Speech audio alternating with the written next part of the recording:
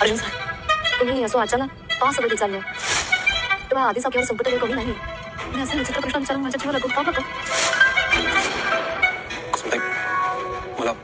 मला असं समजलं की सायली साईबाबाची भक्त आहे.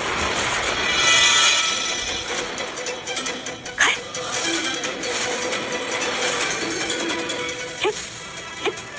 हे तुम्हाला कोणी सांगितलं? म्हणजे तुम्हाला कसं काय कळलं? म्हणजे तुम्ही कशावरून बोलता? तुम्ही भेटलात त्याच्या आई बाबांना?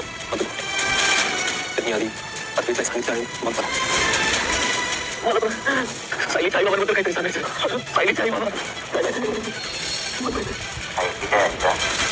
प्रेक्षकांना ठरलं तर मग या मालिकेचा आजचा म्हणजेच 21 ऑगस्टचा भाग तुम्ही ऐकत आहात आणि आजच्या भागात एक मोठा ट्विस्ट घडलाय. आपल्या सगळ्यांचा एक अंदाज होता की प्रिया आता जेल बाहेर येण्यासाठी काहीतरी नाटक करेल, तर ते नाटक जे आहे ना त्या नाटकाला सुरुवात झाली आहे बरं का प्रेक्षकांनो. पण आता एक मोठा ट्विस्ट आलाय त्या नाटकामध्ये. आता तो काय ट्विस्ट आहे ना ते तुम्हाला सांगते जेव्हा तो सीन येईल तेव्हा. तर सुरुवातीला अर्जुन कुसुमला सांगतोय की सायलीचे आई बाबा जिवंत आहेत. आता हे ऐकल्यावर कुसुमला फार मोठा धक्का बसलाय बरं का. कुसुम म्हणते हे काय सांगताय तुम्ही अर्जुन सर? पण हे तुम्हाला कसं काय कळलं अर्जुन सर? हे तुम्ही कशावरनं बोलताय? तुम्ही भेटलात का सायलीच्या आई वडिलांना? मग अर्जुन सत्य सांगतो की मला मधुभाऊंनी सांगितलं, त्यांनी आधी अद्वैतला सांगितलं आणि मग मला सांगितलं आणि आता झालेला सगळा क्रम अर्जुनने कुसुमला सांगितलाय, जो आपल्याला पुन्हा एकदा स्क्रीनवर व्हिज्युअलाइज करून दिलाय. मग ही कुसुम म्हणते अरे बापरे, मधुभाऊंना हे सगळं कसं कळलं माहित नाही. याआधी ते कधीच बोलले नाही हो सायलीच्या आई बाबांबद्दल. सायलीचे आई बाबा जिवंत आहेत हे त्यांना आधी माहित नव्हतं, हे नक्की आहे. म्हणजे सायलीचे आई बाबा मधुभाऊंना भेटले असतील का? अर्जुन म्हणतो काही कळत नाहीये कुसुमताई. अर्जुन म्हणत असतो कुसुमताई मला काहीच कळत नाहीये. कुसुम म्हणते पण मला काय वाटतं आपण सायलीला हे सांगूयात का? अर्जुन म्हणतो नको नको, तिला काय सांगणार होता आपण की हे असं अर्धवट तुझे आई बाबा जिवंत आहे बस,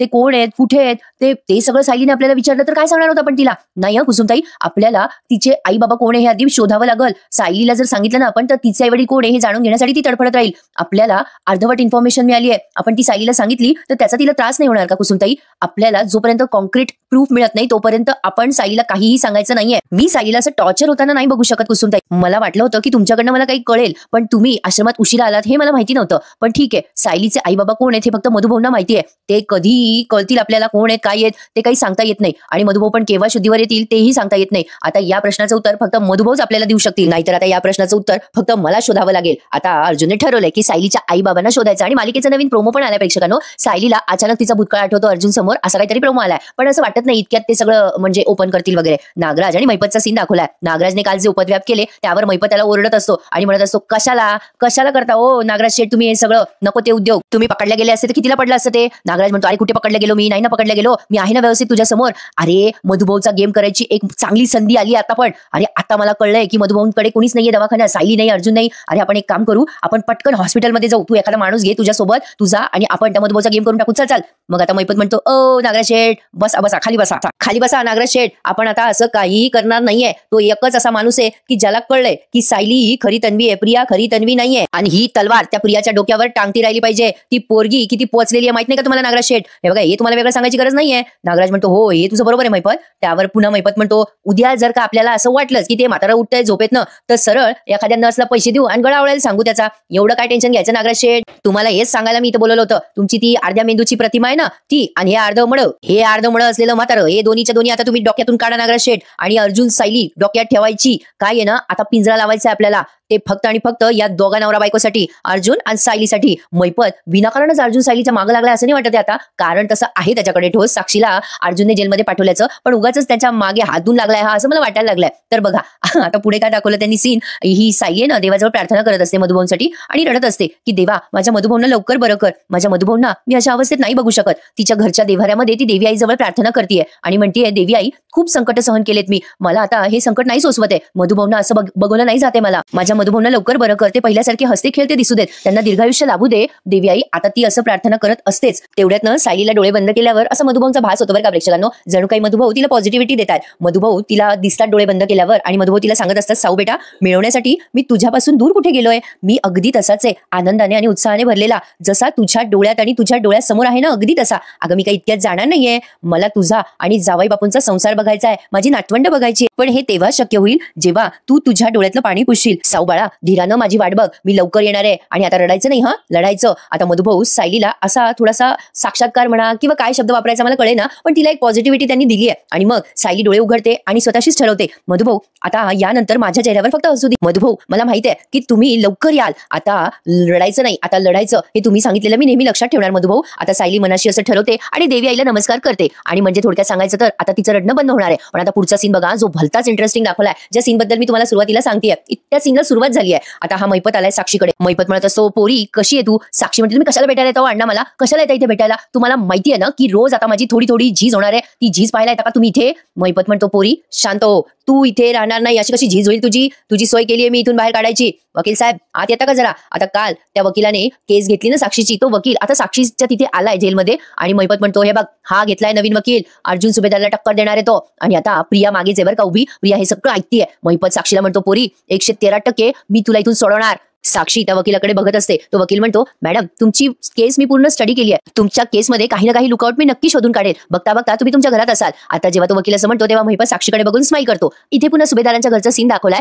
नेहमीप्रमाणे त्याचे कटुकट सीन दाखवतात ना तसे. आता ही अस्मिता म्हणत असते, मला कॉफी प्यायची आहे केव्हाची, कुठे गेली विमल? तेवढ्यात सायली येते कॉफी घेऊन आणि सगळ्यांना कॉफी देते. प्रतापराव म्हणतात, काय ग सायली, अगं तुला आराम करायला सांगितलं होतं ना मी. सायली म्हणते, बाबा मी काय आजारी आहे का आराम करायला? आता मी बरी आहे, घरातली कामं केली ना की मला जास्ती छान वाटेल. तेवढ्यात अर्जुन येतो आणि म्हणतो, ए बायको अगं माझी कॉफी. सायली म्हणते, देते ना, पण तुम्ही हॉस्पिटलला गेला होतात ना, कुसुमताईला दिला का डब्बा? आणि मधुभाऊ कसे आहेत? अर्जुन म्हणतो, हो हो मी दिला डब्बा कुसुमताईला, आणि डॉक्टरांनी एक नवीन ट्रीटमेंट सुरू केली आहे मधुभाऊंवर, त्याचा रिस्पॉन्स छान देतात मधुभाऊ. सायली म्हणते, चला आता मधुभाऊ लवकर बरे होणार आणि मी ठरवलंय आता नेहमी सकारात्मक विचारच करायचा आणि आता रडायचं नाही, मधुभाऊ बरे व्हायची वाट बघायची. तुम्ही सगळेजण मला साथ देताय ना, त्यामुळेच आपले मधुभाऊ आता लवकर बरे होणार आहे आणि ते बरे होत आहेत. आता प्रतापराव म्हणतात, वा बेटा माझी तुझ्याकडनं हीच अपेक्षा होती. आणि मग पुन्हा मैपत आणि प्रियाचा सीन दाखवलाय बरं का प्रेक्षकांना. आता या कल्पनाताई त्या सायलीकडे असं बघताय असं आपलं दाखवलं, पण आता बघा मैपतने वकील आणला, साक्षीशी तो वकील बोलला, हे सगळं प्रिया ऐकते बरं का मागून. आता मैपत असा हळूच तिच्या मागून जातो बरं का प्रियाच्या आणि म्हणतो, अय चिचुंद्रे काय ऐकते ग तू? तुझ्या पोटात दुखत असेल ना, माझी लेक जेलातून घरी जाणार सुटणार, पण तू हिताच मरणार चिचुंद्रे.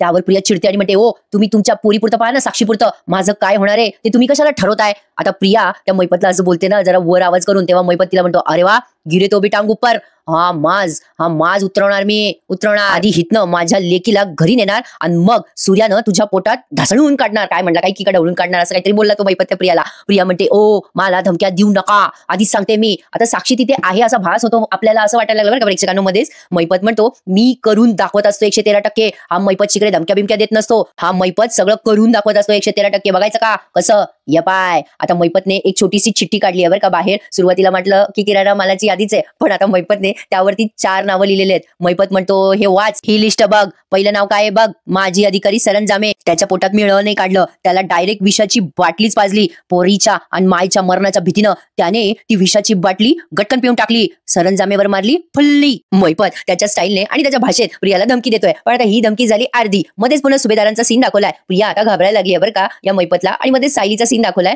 सायली म्हणते, आई तुम्ही माझी किती काळजी घेताय हे मला माहितीये बरं, उगीच नाही मी हॉस्पिटलमधून आल्यावर तुमच्या हातचा माझ्यासाठी केलेला चहा तयार होता. अर्जुन आता ते ऐकतो आणि त्याला आश्चर्य वाटतं, पण त्या कल्पनाताईंनी मोठा असा उसासा सोडला आणि त्या म्हणतात, हा मी ना हे फक्त माणुसकीच्या नात्याने केलंय बघ, आणि तसंही मी आता ठरवलंय की कोणाला जीवही लावायचा नाही आणि कोणावर विश्वासही ठेवायचा नाहीये, कारण मी जेव्हा जेव्हा असं करते तेव्हा मी फसल्या जाते हे मला माहित झालंय. हा तरी पण मला माझ्यातली माणुसकी जिवंत ठेवायची आहे. कोणी माझ्याशी कितीही वाईट वागलं ना तरी मी माझी माणुसकी विसरणार नाही. कल्पनाताईंनी सायलीला असा टोमणा दिलाय आणि त्या पुढे म्हणतात की आता मी फक्त अंतर ठेवून वागणार आहे समोरच्या व्यक्तीशी. साहजिक आहे म्हणा, आता या दुखावला गेल्या म्हटल्यावर या टोकाला त्या जाणारच, कारण एक नाही दोन्ही सुनांनी त्यांना धोका दिला असा त्यांचा गैरसमज झालाय. पण तरी सुद्धा प्रतापराव आता या कल्पनाताईंकडे बघत राहतात. पण आता अर्जुनला काहीतरी आयडिया सुचली असं त्यांनी दाखवलाय बरं का त्याचा चेहरा. म्हणजे आधी तो टेन्शन मध्ये असतो आणि अचानक त्याचा चेहरा चमकतो, पण आता ती आयडिया जी सुचली आहे ना ती आपल्याला शेवटच्या सीन मध्ये दिसणार आहे. आता पुढे मैपतची धमकी कंटिन्यू. मैपत प्रियाला ती लिस्ट दाखवतोय आणि म्हणतोय, पाहिलं का पुढचं नाव काय आहे? सरंजामीनंतर काय नाव आहे? राजेंद्र. त्याला डायरेक्ट ठो, माझा माणूस आहे, तरी सुद्धा मी याच्यावर मारली फुल्ली. तिसरं नाव काय आहे? काय आहे तिसरं नाव? तुझा बाप मधुकर पाटील, त्याच्यावर आहे अर्धीच फुल्ली, त्याचा हाफ मर्डर केलाय मी म्हणून अर्धी फुल्ली. चौथं नाव वाच बरं, वाच ना. प्रिया काही वाचत नसते म्हणून मग मैपत तिच्या अंगावर ओरडतो, अगं वाच ना. प्रिया म्हणते, प्रिया प्रिया. आता मैपत पुढे म्हणतो, आता या नावावर पण मी मारणार फुल्ली. आता मुद्दाम म्हणतो बरं का, साक्षी अर्जुन सुभेदार आणि त्याच्या बायकोपर्यंत पोहोचायचं असेल तर या बाईला मला ओलांडून जावं लागणार.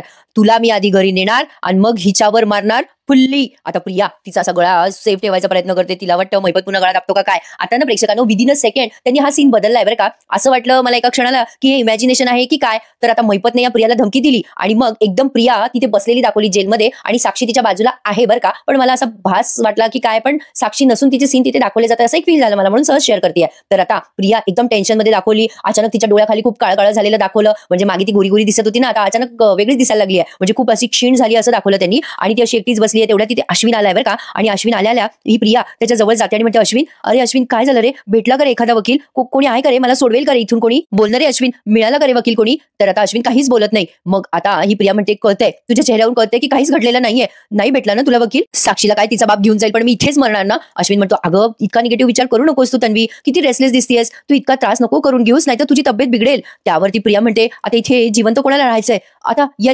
जेलमध्ये आता असं ती बोलते एकदम तिला भोळ येते बरं का आणि ती बेशुद्ध पडते. आणि हा सीन जरा जास्ती गाजवला त्यांनी. आता अश्विन एकदम घाबरतो आणि मोठ्याने आडावडा करायला लागतो, कॉन्स्टेबल इन्स्पेक्टर लवकर या, ए तन्वी अगं तुला काय झालं. मोठ्याने ओरडतो तेव्हा त्या कॉन्स्टेबल येतात आणि त्या जेलचा दरवाजा उघडतात. अश्विन आता आतमध्ये जातोय बरं का. त्या जेलच्या आतमध्ये तन्वी बेशुद्ध खाली जमिनीवर पडलेली असते. आता तो सारखा ओरडत असतो तो अश्विन की तन्वी अगं उठ, काय झालं तुला, तन्वी उठ. आता ती जेलरबाई म्हणते, हे बघा आम्ही ना आमच्या डॉक्टरांना बोलवतो यांच्यासाठी थांबा. आणि मग जेव्हा हा अश्विन तिला जागा करत असतो तेव्हा साक्षी म्हणते, हिला खरंच चक्कर आली आहे का चक्कर याचं नाटक करते ते जरा चेक करा. अश्विन ओरडतो आता साक्षीवर आणि म्हणतो, जस्ट शट अप, मी फक्त तिचा नवरा नाहीये, मी डॉक्टर पण आहे, असं म्हणून आता तो पुन्हा तन्वीला जागा करायचा प्रयत्न करतोय. तन्वी अगं उठ ना. आता त्या कॉन्स्टेबलवर ओरडत म्हणतो, तुमचे डॉक्टर कुठे, तुम्ही बीपीचं मशीन तरी मागवा, पाणी आणा, पटकन पाणी आणा. आणि मग ती बाई तिथे माठ आहे ना जेलमध्ये, तिथे पटकन पाणी देते अश्विनला, तो तिच्या तोंडावर पाणी मारतो, उठ तन्वी उठ. आता ही शुद्धीवर येते बरं का, पाणी शिंपडल्यावर तोंडावर. प्रिया आता उठून बसते बरं का. अश्विन म्हणतो, मदत करा ना जरा हिला उठून बसवायला. प्रिया आता एकदम खरंच क्षीण झालेली दाखवली बरं का प्रेक्षकांनो. पण आता कसं झालं माहिती का, लांडगा आल्यासारखं झालंय प्रेक्षकांनो. म्हणजे प्रिया दरवेळेला खोटं नाटक वागते, त्यामुळे ती आता खरंच बेशुद्ध पडली आहे असं वाटतंय तर खरी बरं का प्रेक्षकांनो. पण आता ते खरं आहे का खोटं आहे हे काही लवकर समजणाऱ्यातलं नाहीये. म्हणजे ती एकदम म्हणजे ही ऍक्टिंग करते प्रिया का खरंच ही बेशुद्ध पडली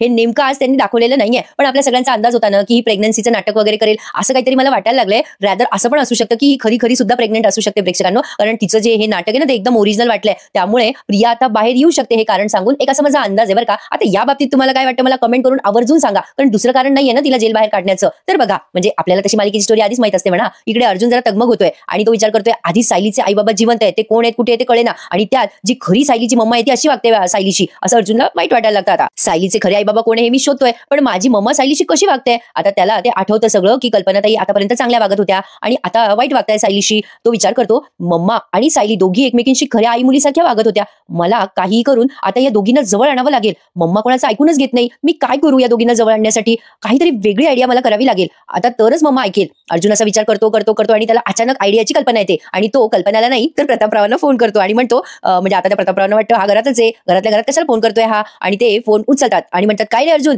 अरे घरातल्या घरात काय फोन करतोयस रे, अरे तुला काय बोलायचं इथे समोर येऊन बोल ना माझ्याशी. अर्जुन म्हणतो, डॅड माझं बोलणं ऐकाल का तुम्ही जरा, मी काय सांगतोय ऐकून घ्या. हे बघा मी जे बोलतोय ते नीट ऐका आणि मोठ्याने बोलू नका, मला तुम्हाला काहीतरी सांगायचंय म्हणून मी तुम्हाला फोन केलाय. मम्मा समोर असेल ना तुमच्या, तुम्ही एक काम करा, तुम्ही माझ्या रूम मध्ये या.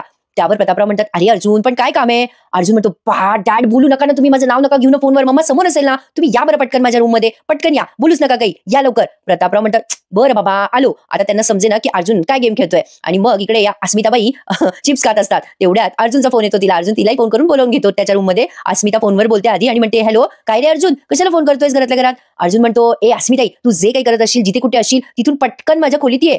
अस्मिता म्हणते, तुझ्या रूम मध्ये कशाला रे.